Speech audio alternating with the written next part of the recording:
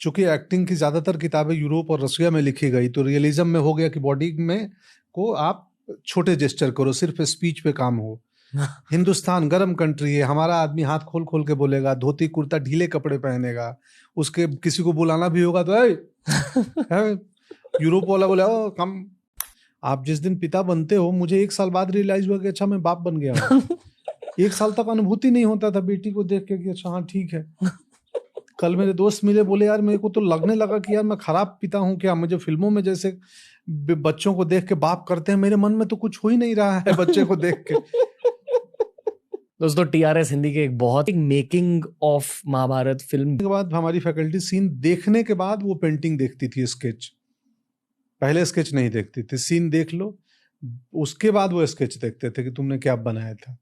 तो खैर, तो ऑब्जर्वेशन एक बहुत बड़ा पार्ट है, और एक्टर्स अगर जो अवेयर है तो वो 24 घंटे मतलब उसका एक अनकॉन्शियस वो ऑब्जर्वेशन वाला मूड चालू रहता है हमेशा ना चाहते हुए भी। हमारे बारे में क्या ऑब्जर्व किया? नहीं कुछ नहीं, क्योंकि हमारे पास कंट्रोल है ना। तो हम जहाँ के अब आप बंद कर दो, ऑब्जर्वेशन नहीं करना है। आपके विवाह के बारे में हर किसी को पता है, हाँ, कि आपकी वाइफ ने कितना ज्यादा सपोर्ट किया आपको लाइफ में। पर मैं आपको उसी सवाल के बारे में एक लेयर डीप कुछ चीजें पूछना चाहूंगा। पूछिए। क्योंकि मैं मैरिज को, प्यार को एक स्पिरिचुअल पर्सपेक्टिव, आध्यात्मिक पर्सपेक्टिव से देखता हूँ, और हम यहाँ आते अकेले हैं, जाते भी अकेले। पर उस अकेलेपन में शादी का क्या रोल होता है? बहुत पता नहीं है, बहुत।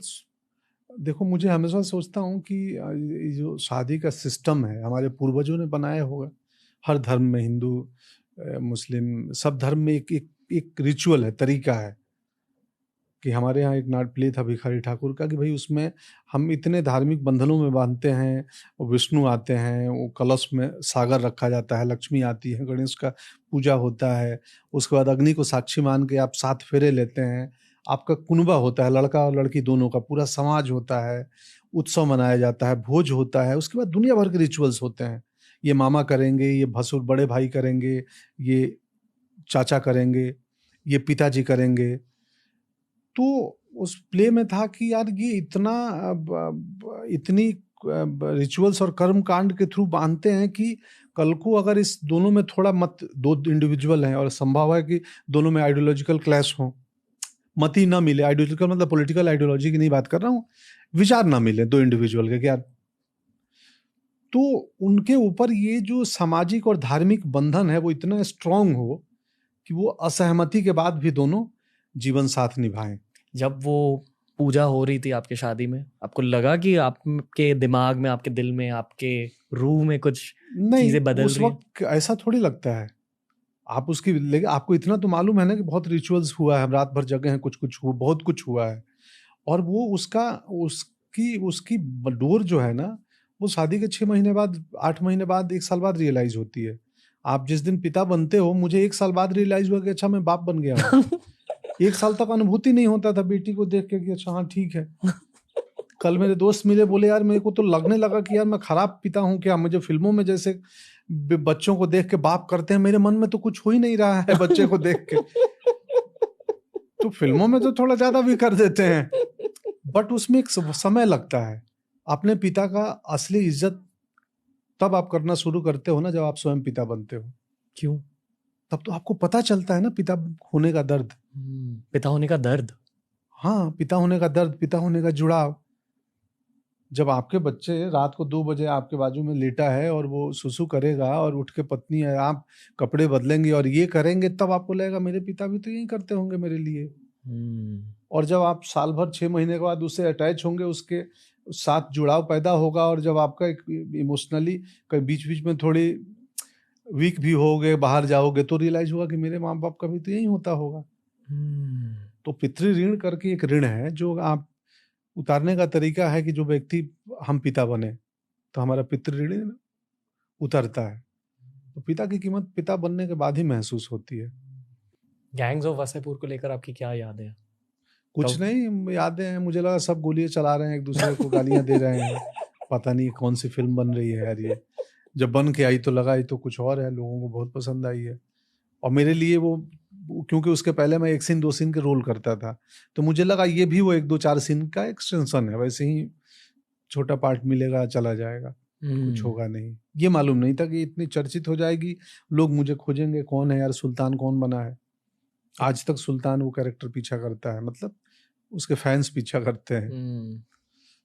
तो मुझे लगा था वो रूटीन जो जर्नी जो चल रही है वही है, 2 सीन 4 सीन के रोल जो मिल रहे हैं वैसा है सुल्तान, बट सुल्तान ने सल्तनत दिलवा दी। लाइफ बदल गई लाइफ तो ऐसा नहीं बदली, नाम चर्चित हो गया। आफ्टर वसेपुर अगेन मैं 1 सीन 2 सीन के रोल करने लगा था 1 2 फिल्मों में। फिर एक फैन मिला मेरा हाईवे पे, उधर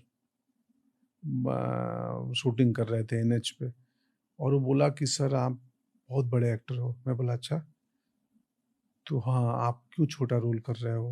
मैं बोला तुम, बोला मुझे बुरा लग रहा है। मैं बोला अरे तुम्हें बुरा लग रहा है, मुझे बुरा नहीं लग रहा है। बोला नहीं आपको भले ना लग रहा हो, मुझे बुरा लग रहा है, आप सुल्तान हो, आप कैसी है ना ये। तो मैं उस दिन सोचने लगा कि यार मेरे लिए एक चाहने वाला को बुरा लगा है और मुझे बुरा नहीं लग रहा, तो कुछ प्रॉब्लम है क्या मुझ में।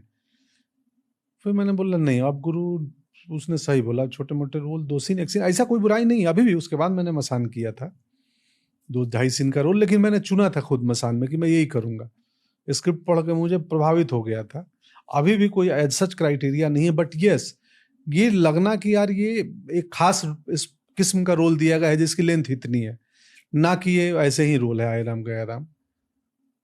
तो क्या सवाल था, मैं क्या आंसर दे रहा हूँ मुझे भी नहीं मालूम। पर आप वो फिल्म नहीं देखता हूँ। मैंने आज ही सोचा आते हुए, अभी एक फैन मिल गए थे उसके, कि यार एक दिन उसको ना देखता हूँ दोबारा प्रोजेक्टर पे। बहुत सारे लोग जिनको फिल्म मेकिंग सीखनी है वो गैंग्स ऑफ वासेपुर देखते हैं। हाँ मुझे भी आज एहसास हुआ कि मैं उसको दोबारा देखूंगा। मैं अभी आके वापस, अभी तो आउटडोर जा रहा हूँ, लौट के आके देखूंगा। क्यों? ऐसे ही ऐसे ही कि ऐसा आज एक सज्जन मिले और दराज थे, ऐसा क्या मैंने कर दिया था कि अभी तक लोग याद करते हैं, तो उसको क्रॉस चेक करने के लिए कुछ क्या था। जैसे खिलाड़ी अपना गेम टेप देखते हैं, नहीं मैं कभी नहीं देखता हूँ, ये शायद पहली बार देखूंगा। मैं अपनी परफॉर्मेंस जब रिलीज हुआ तभी टुकड़ों में देखता हूँ, और कई तो नहीं देखी है, आज तक नहीं देखी है। बट वासेपुर मेरा मन हुआ कि देखता हूँ दोबारा एक बार चला के, क्या पता अब आदत लग जाए तो अब मैं देखूं अपनी फिल्मों को। अनुराग कश्यप के बारे में कुछ बताइए सर। बहुत बढ़िया है, वो ऑर्गेनिक आदमी है, ऑर्गेनिक डायरेक्टर है। उनमें क्या खासियत है कि उनके दिमाग से ऐसी कहानियां निकलती है? अनुभव, जीवन का अनुभव है। वो भी घूमे हैं, सिंधिया से लेके भेलूपुर से लेके गोरखपुर से लेके आबरा, आनपरा, वासेपुर के लोकेशन के आधी लोकेशन तो वो है जहाँ अनुराग कश्यप का बचपन गुजरा है। वो आनपरा का माइंस जो है, कोल माइंस, तो चुनार जिस घर में रहे हैं उसी घर में शूटिंग किए हैं वो, जो फैजल का घर है। इतना डार्कनेस उनके दिमाग में कैसे है? मुझे नहीं मालूम। डार्कनेस नहीं है, लाइटनेस भी है। ह्यूमर कितना है वासेपुर में। है कहानी डार्क थोड़ी सी, अपराधियों मवालियों की कहानी है, तो उसमें ह्यूमर भी उसी किस्म का होगा और डार्कनेस तो होगा ही होगा। जब क्राइम का कहानी है तो क्राइम की कहानी में खून खराबे होते ही होंगे। वो एक्टर्स मैं अनुराग को ना उस पॉइंट से देखता हूँ, कोई एक्टर को बड़ी छूट देते हैं। जिस एक्टर पे ट्रस्ट करेगा ना, मतलब उनका हो गया ट्रस्ट, उसको बहुत वो छूट दे देंगे, करो तुम। मुझे याद है 1 2 बार बोले थे, क्या पढ़ लिए हो सीन, बोला आप फाड़ के फेंक दो सीन और आपको जैसे करना है करो। मुझे बोला था एक बार उन्होंने। उनमें क्या खासियत है? खासियत यही है कि एक्टर पे ट्रस्ट करते हैं। एज अ मैन क्या खासियत है? एज अ मैन बहुत बढ़िया टीम वर्क, टीम को मैनेज करते हैं और हायरार्की नहीं रखते हैं, बहुत डेमोक्रेटिक है। सेट पे उनका कोई भी असिस्टेंट कुछ भी बोल सकता है, वो डरता नहीं है कि मतलब सर गुस्सा हो जाएंगे। टीम प्लेयर है। हाँ टीम प्लेयर है, बहुत डेमोक्रेटिक है, हायरार्की नहीं रहती है कि मैं डायरेक्टर ये वो। तो वासेपुर में मैंने एक ही फिल्म की है, तो वासेपुर में कोई हायरार्की नहीं है। जिस होटल में कश्यप जी थे उसी होटल में थर्ड एडी भी था, छोटे एक्टर भी थे, लाइटमैन भी थे। मैं आपको एक चीज बताना चाहूंगा खुद की जिंदगी के बारे में। यूट्यूब के अलावा मैं स्टार्टअप्स भी रन करता हूँ और हमारे 4 स्टार्टअप्स हैं और चारों के चारों में मोस्टली हमारी टीम नॉर्दर्न बेल्ट से फॉर्म हुई है, यानी कि यूपी, बिहार, झारखंड। और यहाँ के लोगों के साथ काम करने में मुझे बहुत ज़्यादा मज़ा आता है। लड़के लड़कियाँ हर किसी में टीम वर्क की वो मेंटालिटी बहुत ज़्यादा है। ये मुझे कभी समझ नहीं आया कि ऐसा क्यों है, पर ये मुझे बहुत ज़्यादा दिखता है। इनफैक्ट मुझे मैं खुद मुंबई से हूँ, पर मुझे मुंबई के लोगों के साथ काम करना इतना ज़्यादा अच्छा नहीं लगता। मैं आउट ऑफ मैं वसई विरार वहाँ की बातें नहीं कर रहा। हाँ पर जो मुंबई के बच्चे होते हैं, आई फील उनमें मोस्टली, ये जनरलाइजेशन डेफिनेटली और एक्सेप्शंस भी होंगे, ऑफ कोर्स होंगे, पर मोस्टली कैसे समझा, वो ग्रिट नहीं है, वो टीम वर्क वाली एनर्जी नहीं है, जो मुझे नॉर्दर्न बेल्ट के बच्चों से बहुत ज़्यादा मिलती है। टीम वर्क, और फिर वहाँ एक सर्वाइवल का भी अलग लेवल का इंस्टिंक्ट होता है। ओके, तो शायद इस वजह से, क्योंकि ये 7 सालों में उन्हें हमेशा मैं देखते जाता हूँ कि जब भी हम वहाँ से रिक्रूट करते हैं तो पूरी टीम की एनर्जी बदल जाती है उन लोगों की वजह से, और मेहनती बहुत है। आई फील कि वहाँ ना सम्मान एक बहुत बड़ी चीज़ होती है। हाँ तो एक दूसरे का भी सम्मान करते हैं, क्योंकि वो खुद का सम्मान भी करते हैं। हाँ, आपको अपना स्वयं का सम्मान चाहिए तो पहले तो सम्मान, इज्जत चाहते हो ना कि इज्जत मिले, तो पहले इज्जत देना शुरू कर दो। ये एक वीकनेस भी हो सकता है मेरे अनुसार, मतलब अगर आप सम्मान को इतना ज्यादा महत्व देंगे तो वो थॉट शायद आपको नीचे भी खींच सकती है। ऑफ कोर्स कि उस सम्मान के चक्कर में लक्ष्मी ने कम मिलेंगी, धन कम मिलेगा आपको, तो सम्मान तो आप भी जाके अपने मतलब रूम रेंट की जगह पे सम्मान दे दो, इस महीने आपको रेंट नहीं दूंगा, इज्जत दूंगा। लैंडलॉर्ड बोलेगा निकल जाओ, इज्जत नहीं चाहिए मुझे रेंट चाहिए, पैसे। ओके, एक और बहुत ज्यादा अनरिलेटेड टॉपिक है जो हाँ मेरे दिल के बहुत ज्यादा करीब है सर। हाँ बोलिए ना। हाँ मेरी लाइफ का सबसे ज्यादा इम्पैक्टफुल कंटेंट पीस जो मैं ऑलमोस्ट हर साल देखते जाता हूँ है अच्छा। B.R. चोपड़ा की महाभारत। आपने देखी हुई है? हाँ हाँ बिल्कुल देखी है मैं। आपको याद है? कुछ याद है, हम तो 1 रुपये टिकट लगा के देखे हैं। गांव से 2 किलोमीटर दूर माधोपुर बाजार है एक, उस बाजार पे जाके 1 रुपये का टिकट लगता था, और ब्लैक एंड वाइट टीवी था, उसके आगे कुछ खास किस्म का कांच लगाते थे जिसकी वजह से वो लाल हरा सरा कलरफुल फील देता था।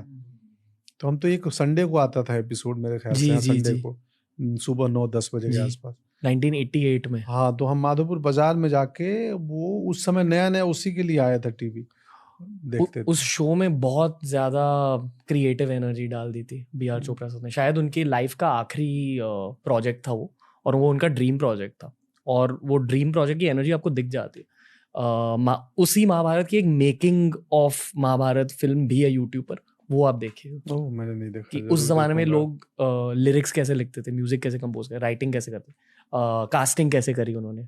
ओह वाह, मैं देखूंगा, वो तो मजेदार होगा। मेरी काफ़ी सारे मेडिटेशन हुए हैं ज़िंदगी में जहाँ मैं बहुत रोया हूँ, और ज़िंदगी में पहली बार रोया हूँ उन मेडिटेशंस में, और रो के बहुत अच्छा लगा। और बहुत सारे लड़के लौंडे रो नहीं पाते रोने को लेके, मेडिटेशन को लेके, शायद पूजा को लेके तो एक ब्लॉकेज बना दिया गया ना कि वो टैगलाइन है कि लड़की की तरह रोता है। रोना लड़कियों का काम नहीं है, लड़कों को भी रोना चाहिए, उससे इंसान बने रहोगे।